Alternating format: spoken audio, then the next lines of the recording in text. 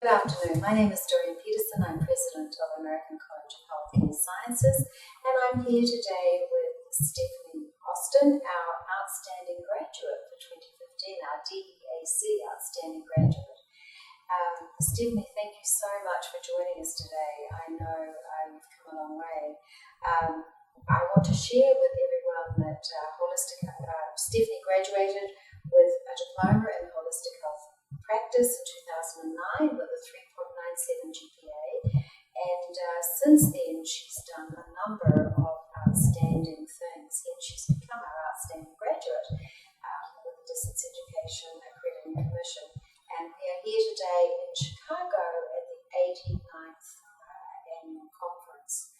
So Stephanie, again, thank you and congratulations. Thank you very much. And I just wanted to ask you some questions and have a bit of a chat with you, and hopefully we can share with students, current students, and also potential students who are thinking of enrolling a little bit about your journey and provide the inspiration for other people to follow in your footsteps. Absolutely.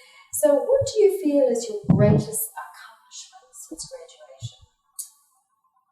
I would say that it's probably my testimonials page on my website,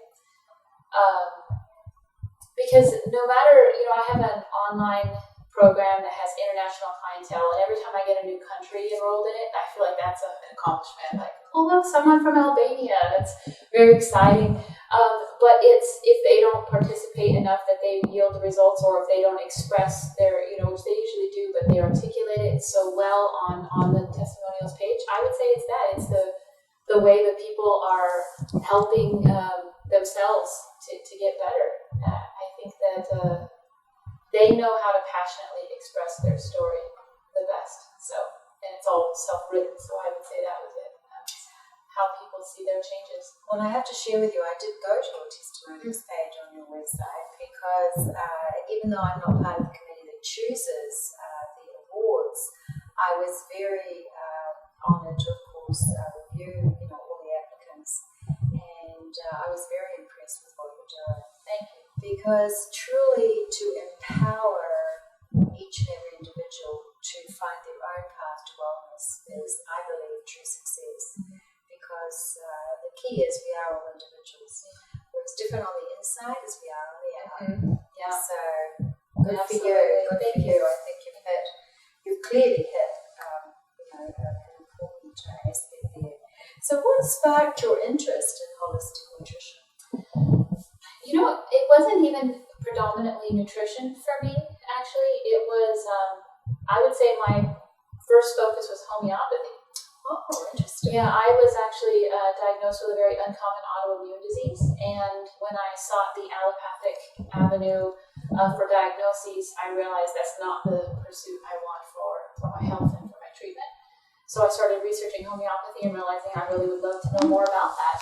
And so that's kind of how I think I found the school, was just through that homeopathy interest. But then I realized, there's iridology, there's aromatherapy. It was really the holistic medicine aspect of it.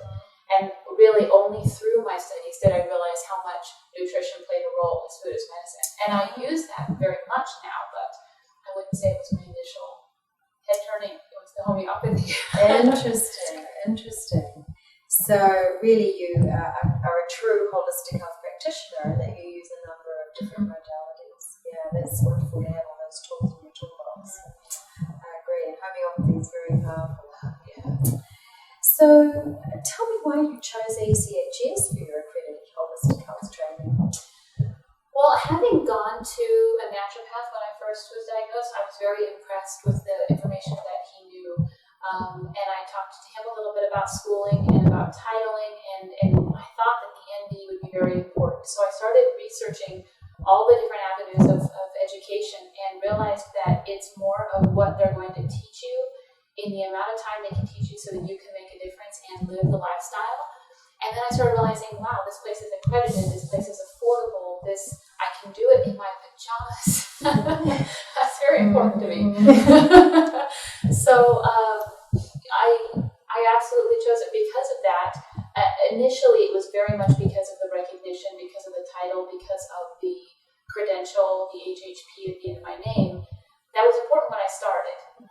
now that I've gone through it, and I realize it's the value of what you guys teach. It absolutely is.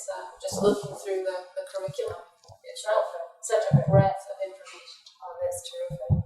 Well, what have you enjoyed most about your studies online with achs? I do very much appreciate the online format in itself, so much so that I did start my early education in in-person colleges, but I don't think I will ever go back to an in-person college again. So I love the online format, but I really like the interaction with the instructors. It feels like they're actually one of the students. I remember even them asking questions, which is the best way to learn, is if your teacher asks you a question. And if I were to pick even one field that I loved the most, it was hydrology. I am blown away constantly by it, even though I've trained in it. I'll see something, ask the right question, then I go, yeah, your eyes showed me that. I love that. I love that. Yeah, it's a lot of confirmation of what you're saying. Terrific. So, do you have any tips for success for current students? Yes, and since I graduated in 2009, I am asked this at least a dozen times a year, so I actually created a page on my website because I would write it out every time and realize I had so many people asking me kind of the same questions. I have a page, my ACHS experience, on my website. I answer different questions that come up because sometimes they're very, very specific, like, well, which program would you choose? And do people ask about what HHP means in your credentials? And I would say that if there was this one tip that I would ask for people to have as their beacon, and that is, what are you most passionate about?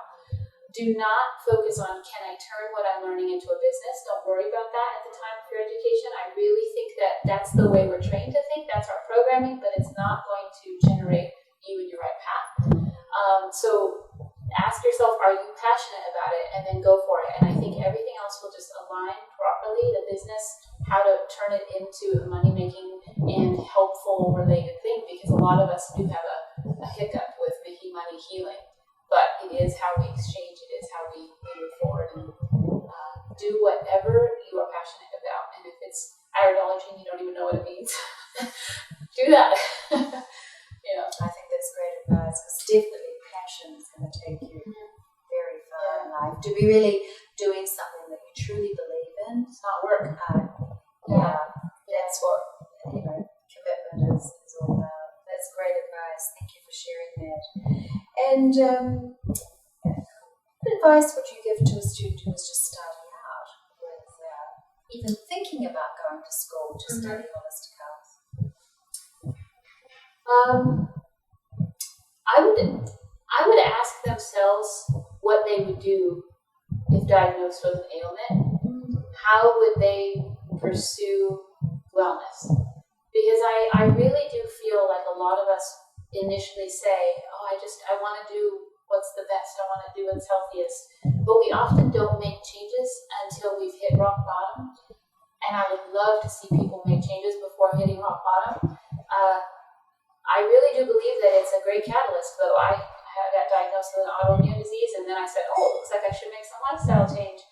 So maybe if you're even considering an idea of this education, ask yourself, would you want to try and see if garlic can be a natural antibiotic for you? Or are you just going to go right to this? And that would, I think, really help you know if you have the passion for it.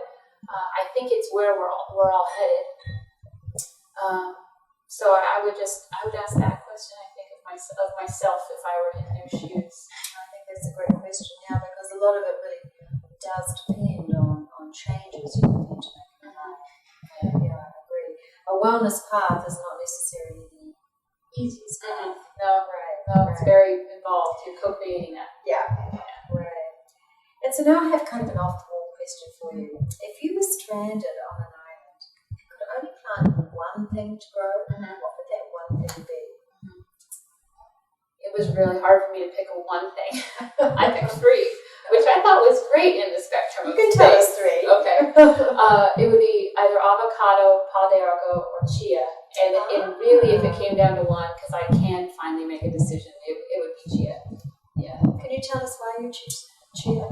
Complete protein, powerhouse of nutrition, essential fatty acids, whole holds 9 to 12 times its weight in whatever liquid you put it in, so it's going to sustain you that much longer. And in my mind, I think if I'm stranded, I don't have like a plethora of other choices.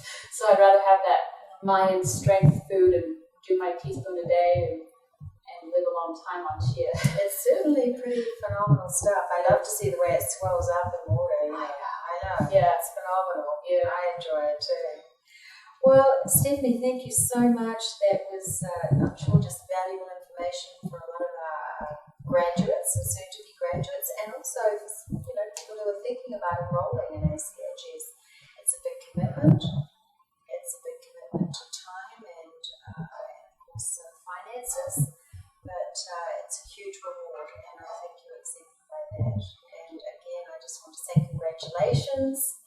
You're going to be a wonderful advocate and ambassador, and I know you'll help